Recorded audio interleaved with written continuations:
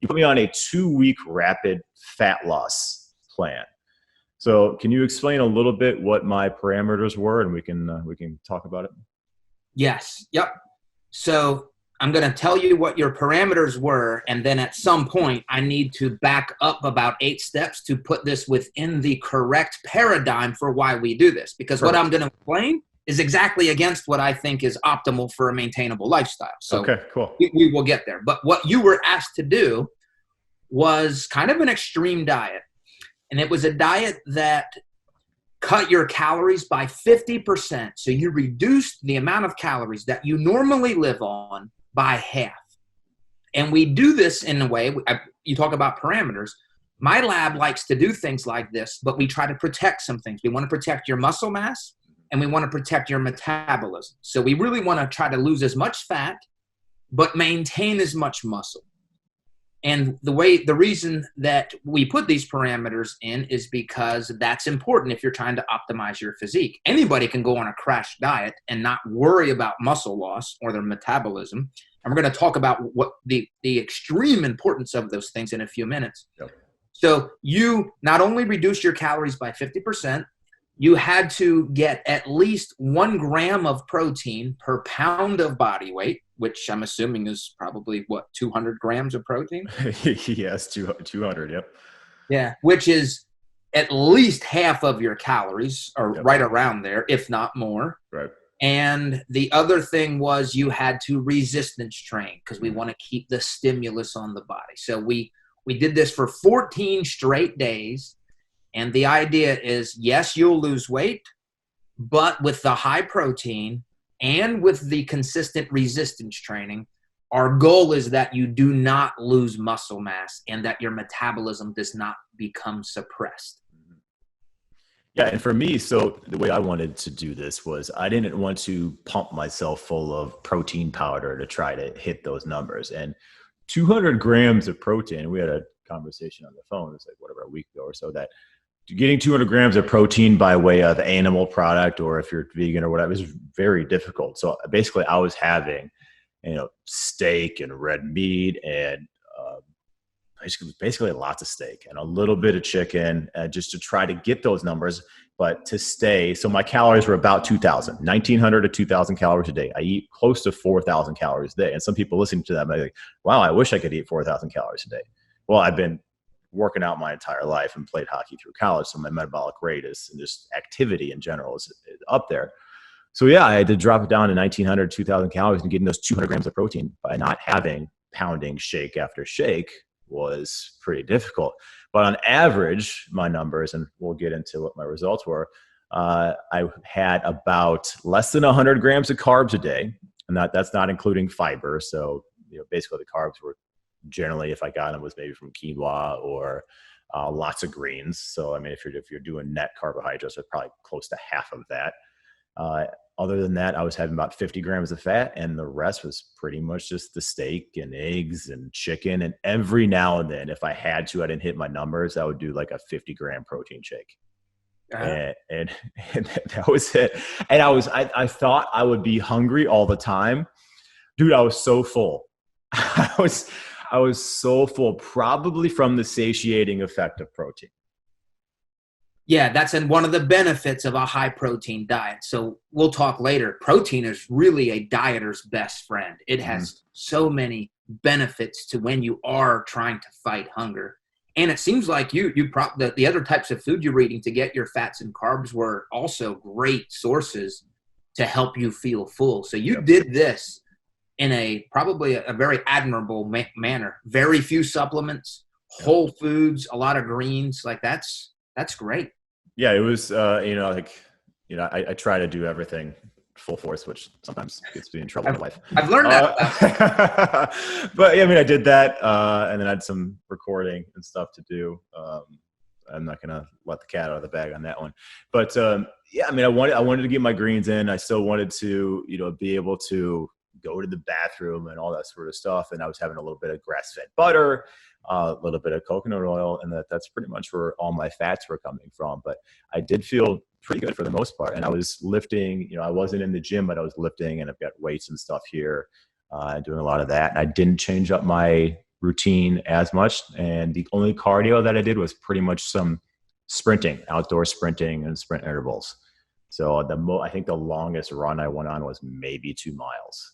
And that was about it, because that was part of your, if I changed up my workout routine tremendously and started doing something different, then what would the stimulus, was it the diet? Was it the new workout routine? Was it both? So I guess, as far as having a controlled experiment, I guess that's kind of what we're going and for. That was the other parameter. I also asked you, don't change anything about your workouts. Yeah. Let's get into my results here. So let's see. On July 8th, I was 198 pounds. And anybody listening, I did these measurements with calipers, so it's not going to be as good as like, DEXA scan or anything that you're doing in your lab. But, I'm pretty good with calipers. So I was 198 pounds. I was 8.5% body fat, and that's 181 pounds of fat-free mass. On July 22nd, exactly 2 weeks later, I was 193 pounds, so 5 pounds down. And my body fat was 5.1% body fat and 183 pounds of lean tissue. How much muscle mass do you think you lost, gained, or maintained? What was the numbers? From 181 lean when I was at 198 to 183 lean at 193. So it actually had you gaining 2 pounds. Yes. Oh, wow. Okay. So that is what we call body recomposition. That's as good as it gets. And I can appreciate there was some variability. So yeah, I would say in your case, all of the weight you lost came from fat. Now I would ask you, do you visually trust that data? Do you feel like, wow, I am a lot leaner? I mean, that's the thing. So if I was just to look at that and say one of my clients sent me that, I'd say bullshit. I would. I mean, it's just like, wait a minute, dude, you lost 5 pounds, but 2 pounds of more fat-free mass. Like, how is that possible? But I am so much more dense.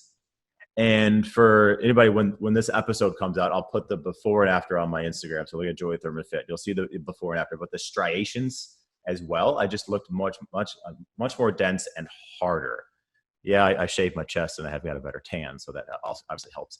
But yeah, I mean, I just do feel better, and I feel like I look, and this is often the case when I was competing. When I was losing weight, people thought, did you gain weight? You look bigger. No, because you actually start seeing that muscle tissue.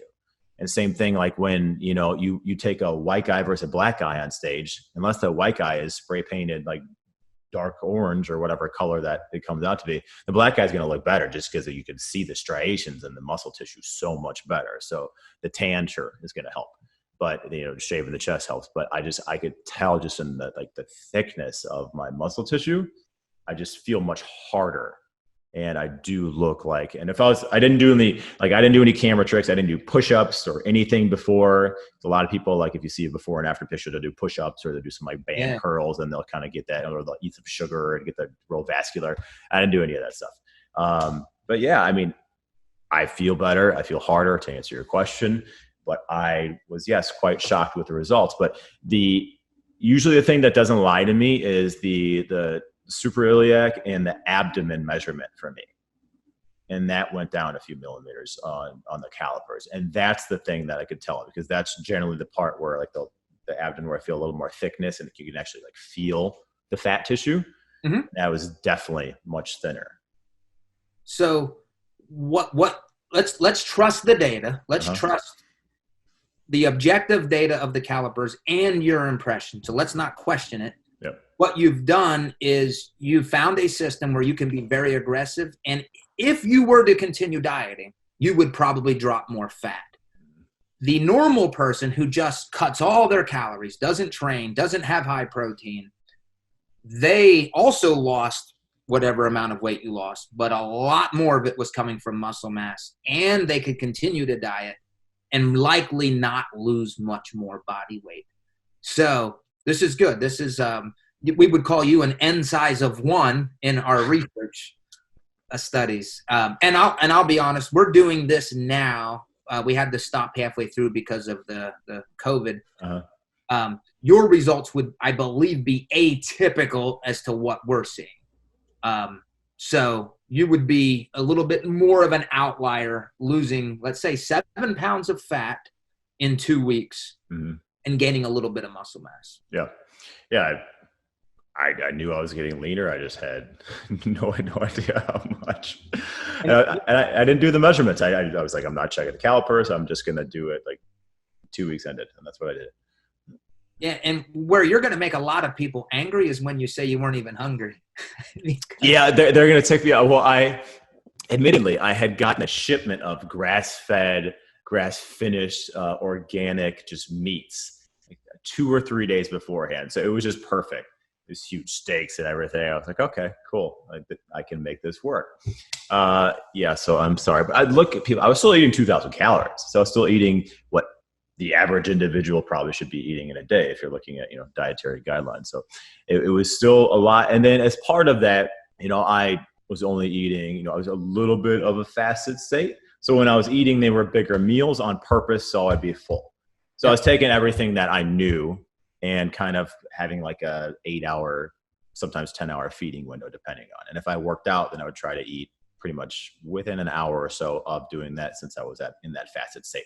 So I was taking all of these things that I know and trying to implement them, making sure I get proper sleep and rest and recovery and blah, blah, blah, blah, all the way down the line. So yeah, these are probably atypical results because I'm an atypical individual, and most individuals, they might just cut their calories in half and not get as much sleep or still drink or whatever. I didn't have a sip of alcohol. I didn't do any of that whatsoever. So it was an interesting experiment. So thanks for a little bit more abs. I appreciate that.